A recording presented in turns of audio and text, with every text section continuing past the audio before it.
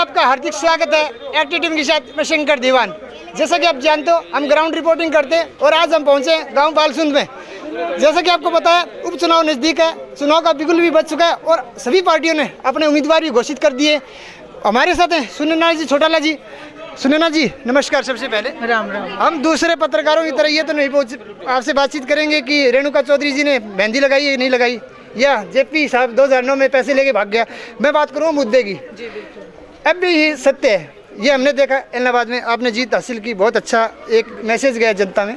किसान आंदोलन में हमारे कर्मठ उम्मीदवार है कोडाराम जी नंबरदार जी आपके साथ में, ये भी एक किसान हितैषी हैं। अभी मैं आपसे सिर्फ 4 मुद्दों पर बात करूंगा। मैं आपसे बातचीत करूँगा इलेक्शन पे, जो ताज़ा घटनाक्रम, शिक्षा, महंगाई और रोजगार पे। पहला क्वेश्चन अपना ये है कि भाई छोटाला जी ने इलाहाबाद में चुनाव जीत हासिल की, किसान वहाँ पे थे, किसान इधर हैं। क्या ये मैसेज दे पाओगी जनता को कि किसान हमारा साथ दें और कोडाराम जी को विधानसभा भेज दें? देखिए, ये हरियाणा प्रदेश का किसान है जी। आपने कई वीडियो आदमपुर से भी देखी होंगी और आपने जो मलिक साहब है उनकी वीडियो भी सुनी होगी। किसान अपनी लड़ाई को तब तक लड़ता है जब तक जीत नहीं जाता। अभी किसान की लड़ाई जीती नहीं गई है और ये किसान हरियाणा प्रदेश का आखिरी तक जब तक जीत नहीं जाएगा इस लड़ाई को लड़ेगा, क्योंकि हमें एमएसपी चाहिए। और जो ये लड़ाई शुरू की थी किसान आंदोलन से, उसके सारे हम एक एक चीज़ को अपना करके रहेंगे और इस लड़ाई को कोडाराम जी जीतेंगे। आदमपुर जीत के देगा। जहाँ तक बात करूँ किसानी की, आपकी जो कर्मठ उम्मीदवार भावी उम्मीदवार थी, उसके बाद कोडाराम जी को आपने उम्मीद दी। मैं बात कर रहा हूँ अनुसूरा जी की। अनुसूरा जी ने बहुत मेहनत करी, साथ में कोडाराम जी ने बहुत मेहनत कर रहे हैं। मेरा एक ही बेसिक है, लोगों के दिमाग में ये बोल रहा है कि कोडाराम जी तो कल आए हैं, तो ये कल नहीं, राजनीति में तो 42 साल हो गए आए हुए, तो ये घर घर जाके ये कम समय में ये मैसेज दे पाओगे आप? देखिए, आप अगर राजनीति अगर हम करते रहें, आज समाज कहाँ है? एक सामाजिक इंसान को आगे लाना, ये राजनीति का पहला उसूल है। राजनीति में वही कामयाब होता है जो समाज को आगे लेके आए, क्योंकि समाज एक ऐसा पक्षी है जिसको हमें जितना ऊपर लेके जाएंगे हमारी जो जनरेशन है वो ऊपर आएगी। आज हमारा देश क्या है, बिक रहा है। आज हमारा हरियाणा प्रदेश में महंगाई, बेरोजगारी चरम सीमा पे है। और आपने नाम लिया अनुसूरा का, वो भी हमारी किसान नेत्री है और बहुत कर्मठ है। लेकिन जब बात आई यहाँ से जो पंचायत गई, हमने जनता की आवाज़ सुनना सीखा है। जनता ने, यहाँ की जनता ने जाके, पंचायत ने जाके कोडाराम जी के ऊपर मोहर लगाने का काम किया। इसलिए हमने यहाँ से लोकल कोडाराम जी को, जैसे कि आदरणीय चौधरी देवीलाल जी ने हमेशा, आप भजन लाल जी का इतिहास बताएंगे वो क्या करते थे, उनको राजनीति में कौन लेके आए थे? आदरणीय चौधरी देवीलाल जी। इसी तरीके से आज हम फिर से उस हर इंसान की कदर करते हैं जो समाज के लिए काम करे। दूसरा बात करूँ, एक पर आपको मैं पॉजिटिव फैक्टर बताता हूँ, एक नेगेटिव फैक्टर बताता हूँ। पॉजिटिव फैक्टर है, बात करूँ भूपेंद्र सिंह हुड्डा ने वहाँ पे उपचुनाव था, जीत हासिल की। देवीलाल जी अबे छोटाला जी ने जीत हासिल की। उसके बाद में भजन लाल जी का परिवार है, यानी मैं तीनों लालों की बात कर रहा हूँ भाई है। इस हिसाब से तो जीत बनती है। दूसरी नेगेटिव फैक्टर की बात करूँ, बीजेपी दोनों चुनाव हार गई। तीसरा हैट्रिक मारने का चांस आपके पास भी है, यानी बीजेपी हारती है तो हैट्रिक भी होती है और आपको प्लस पॉइंट मिलता है जनता के बीच में 2024 में जाने का। आपने 3 लालों की बात की जी। हरियाणा प्रदेश की राजनीति 3 लालों पे चलती रही, इर्द गिर्द। एक चौथा आ गया अभी, चौधरी बंसीलाल जी, उनको मैं ये नहीं मानती। वो एक कठपुतली है जी।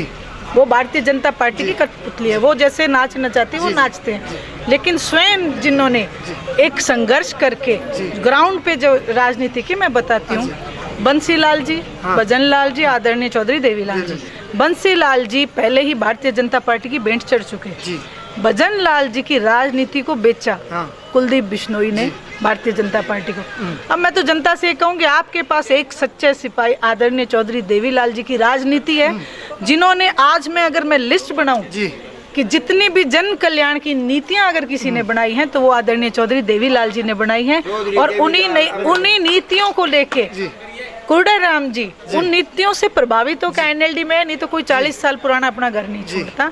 इसलिए हम उनका सम्मान करते हुए मैं पूरे आदमपुर की जनता से अनुरोध करूंगी कि इस बार आप ये दिखाएं कि ईमानदारी की जीत होती है और भ्रष्टाचारियों की हार होती है। दूसरी बात करूं बेरोजगारी की, आज मेरे को 5 मिनट और दीजिए।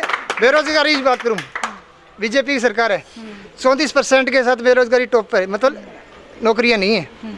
आपकी सरकार आएगी, ये हमारे ताऊ जी विधानसभा में जाएंगे, युवाओं के लिए क्या मैसेज है, नौकरी दोगे कि नहीं?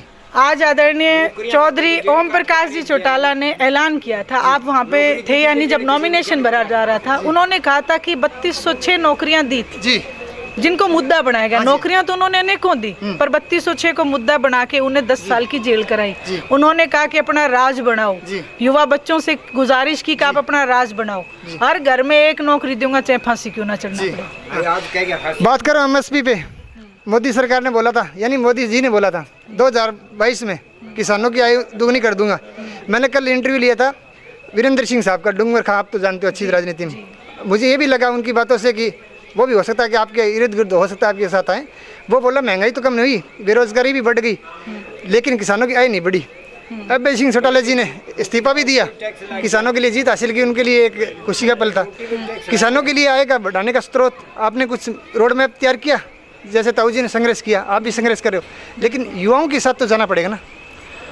देखिए, युवा को अगर रोजगार देंगे तो किसान, एक बात आदरणीय ओम प्रकाश जी चौटाला अपने हर भाषण में कहते हैं कि यदि किसान खुशहाल तो देश माला माल, और यही नीति को हम लेके चलेंगे। यही नीति को आदरणीय चौधरी देवीलाल जी ने हमें सिखाया है, इस नीति को आगे बढ़ाएंगे।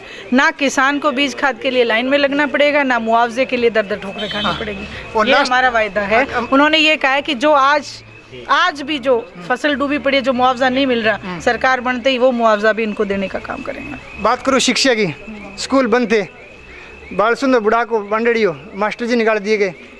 आपको पता है नज़दीक गांव में धरने पे बच्चे भी बैठे और टीचर भी बैठे। सरकार ने मौका पड़ा था, उपचुनाव आ गए, स्कूल खोल दिए। आपको ये नहीं लग रहा कि यहाँ भी एक राजनीति चाल खेल गई बीजेपी? देखिए, उन्होंने ऐलान किया 40 दिन के लिए स्कूल खोले, ठीक है, 40 दिन के लिए बाबा राम रहीम को भी निकाल के ले आए। ये क्या है? ये राजनीति है। ये राजनीति का स्तर गिराने की बात है। अगर ये स्कूल बंद कर रहे हैं, सरकारी स्कूल, तो इससे काम अपने भविष्य को नहीं सोचेंगे, हमारे बच्चे कहाँ जाएंगे। आज जनता बहुत समझदार है, इस बात को समझ चुकी है, और आदमपुर चुनाव में करारा सबक इनको मिलने वाला है।